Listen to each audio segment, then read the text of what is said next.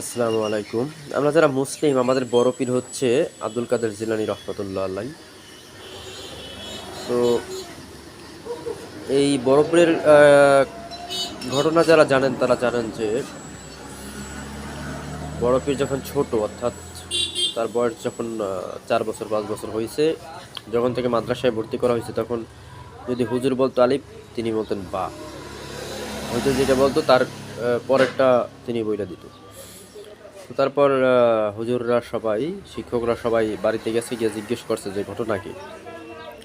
বড় পীরের আম্মাজান বলছে যে আমি প্রতিদিন কোরআন তেলাওয়াত করতাম, তো এই ছেলেকে গর্ভে নিয়ে পেটে নিয়ে কোরআন তেলাওয়াত করছি। তো পরে শোনা গেছে যে গর্ভাবস্থায় ওই বড় পীর 18 পারা কোরআন শরীফ মুখস্থ করছিল। সুবহানাল্লাহ।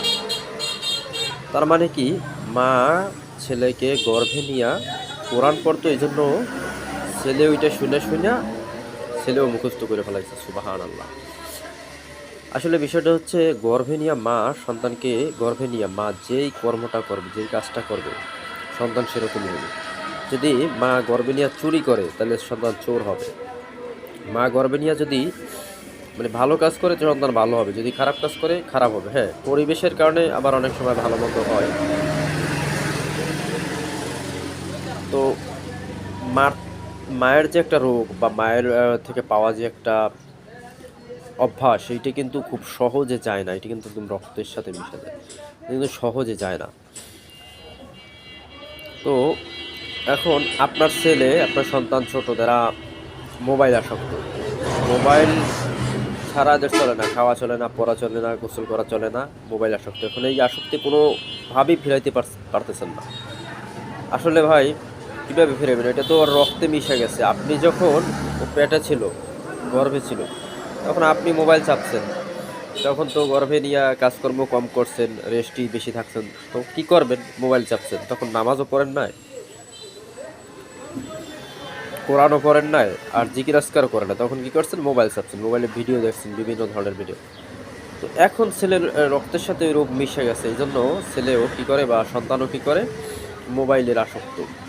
মোবাইল ছাড়া তার চলেই না। এখন কি করবেন? আপনি তো পেটে বইসা দেখছেন, পেটে নিয়ে দেখছেন, এখন কি করবেন ছেলেটারে? তো সন্তানদের, ছোট বাচ্চাদের যদি মোবাইল আসক্তি থেকে আপনি বাঁচাইতে চান, তাহলে আপনার নিজের মোবাইল চালানো বাদ দিতে হবে। আপনি মোবাইল চালাবেন না, আপনি বাটন ফোন চালাইবেন। যদি আপনি মোবাইল না চালান তাহলে দেখবেন আস্তে আস্তে ওরও আরও অভ্যাস থাকবে না। এখন আপনার মোবাইল ছাড়া চলবে না, আপনি মোবাইল চালাইতেই হবে। টাচ ফোন, অ্যান্ড্রয়েড ফোন আপনার চালাইতেই হবে।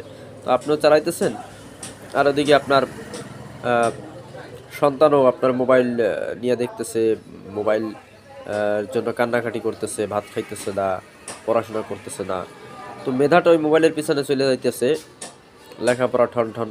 হ্যাঁ, এটা বাস্তবে এরকম হইতেছে।